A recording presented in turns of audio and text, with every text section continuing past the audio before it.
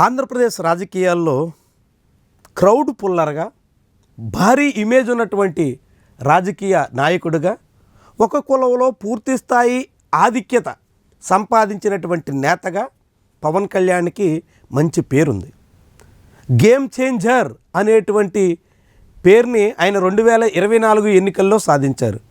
కాపులంతటినీ కూటమి వైపు సమీకరించడం ద్వారా కూటమి అఖండ విజయానికి బాటలు వేసినటువంటి నేతగా జనసేనానికి మంచి పేరు వచ్చింది.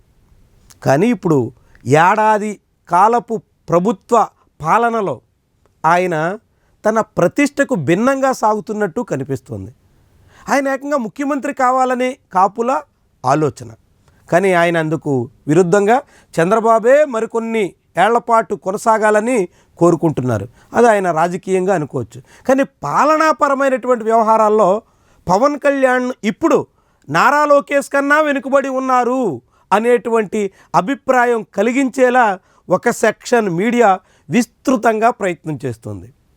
మీడియానే కాదు, నారా లోకేష్, చంద్రబాబు కూడా చాలా వ్యూహాత్మకంగా ఈ విషయంలో పవన్ కళ్యాణ్ని కార్నర్ చేసే ప్రయత్నంలో ఉన్నట్టుగా కనిపిస్తోంది.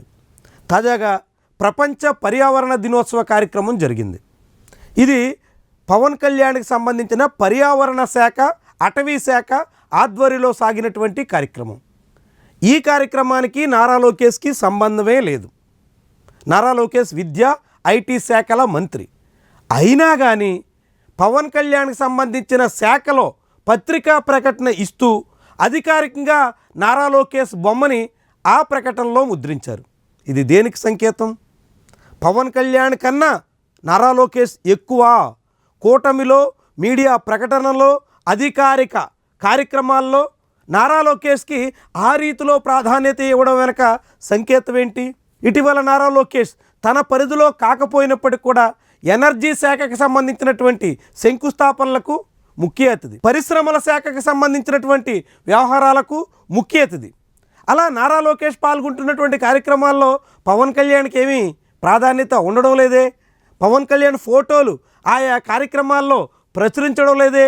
మరి పవన్ కళ్యాణ్ శాఖకు సంబంధించినటువంటి విషయంలో ప్రోటోకాల్ ప్రకారంగా సంబంధమే లేని నారా లోకేష్ ఫోటో ఎట్లా ముద్రించారు అంటే, నారా లోకేష్ పవన్ కళ్యాణ్ కన్నా పెద్ద నాయకుడు, పవన్ కళ్యాణ్ కన్నా కూడా మించినటువంటి నేత అని జనానికి చాటేందుకు, ఆ రీతిలో ఎలివేషన్ ఇచ్చేందుకు ఒక ప్రయత్నం వ్యూహాత్మకంగా నడుస్తున్నటువంటి విషయం ఇక్కడ స్పష్టమవుతుంది.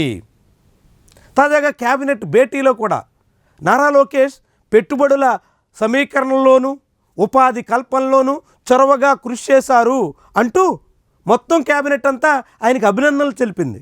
మరి పవన్ కళ్యాణ్కి ఎందుకు తెలపలేదు?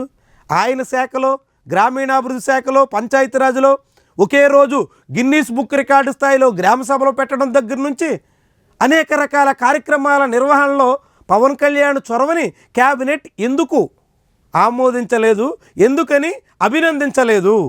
నారా లోకేష్ను మాత్రమే అభినందిస్తే, నారా లోకేష్ మాత్రమే అన్ని చోట్ల ఫోటోలు పెట్టి, నారా లోకేష్కి మాత్రమే అన్ని శాఖల్లోనూ ప్రాధాన్యత ఇచ్చి, నారా లోకేష్ మాత్రమే అన్ని శాఖల కార్యక్రమాలకు కూడా ముఖ్య అతిథిగా హాజరయ్యే పరిస్థితి రావడానికి కారణం ఏంటి? ఆంధ్రప్రదేశ్ ప్రభుత్వ వ్యవహారాల్లో, కూటమి పాలన విషయాల్లో నారా లోకేష్కి ప్రాధాన్యత పెరుగుతోంది. పవన్ కళ్యాణ్ కూడా మించినటువంటి నాయకుడిగా నారా లోకేష్ను చూపించే ప్రయత్నం జరుగుతోంది అనడానికి ఇవన్నీ మచ్చుతునకలు. అయినా కానీ ఇది పవన్ కళ్యాణ్కి పెద్ద విషయంగా కనిపించట్లేదు. ఆయన దీన్నేమి సీరియస్గా తీసుకున్న దాఖలాలు లేవు. ఎవరో కొంతమంది జనసేన శ్రేణులకో, ఆ పార్టీలోని కొంతమంది ముఖ్య నాయకులకో కాసింత ఇబ్బందికరంగా తమ నాయకుడి కన్నా లోకేష్ని ఎందుకని ఆ రీతిలో ప్రమోట్ చేస్తున్నారు అనేటువంటి మనసు చివుక్కుమనుంటా అనొచ్చు. కానీ పవన్ కళ్యాణ్కి ఇదేమీ పట్టనటువంటి వ్యవహారంగా కనిపిస్తుంది. ప్రభుత్వంలో తనకన్నా లోకేష్కే ప్రాధాన్యత ఉంది అనేటువంటి విషయాన్ని ప్రజల్లోకి పంపించే ప్రయత్నం ఉధృతంగా సాగుతున్నప్పటికి కూడా ఈ పంచాయతీరాజ్ శాఖ మంత్రికి అదేమీ పట్టని వ్యవహారంగా మారిపోయింది. చంద్రబాబు తర్వాత నారా లోకేషే అనేటువంటి రీతిలో ప్రచారం నడుస్తున్నా, చంద్రబాబు వారసుడు లోకేషే, ఆయనే కాబోయే ముఖ్యమంత్రి అనేటువంటి రీతిలో ఎలివేషన్ సాగుతున్నా, పవన్ కళ్యాణ్ మాత్రం దాని మీద పెద్దగా ఆందోళన చెందుతున్నట్టు కానీ తనకు రావాల్సిన అవకాశం మిస్ అవుతుందేమో అనేటువంటి అనుమానం కానీ ఏ కోసాన వ్యక్తం చేస్తున్నటువంటి దాఖలాలు లేవు.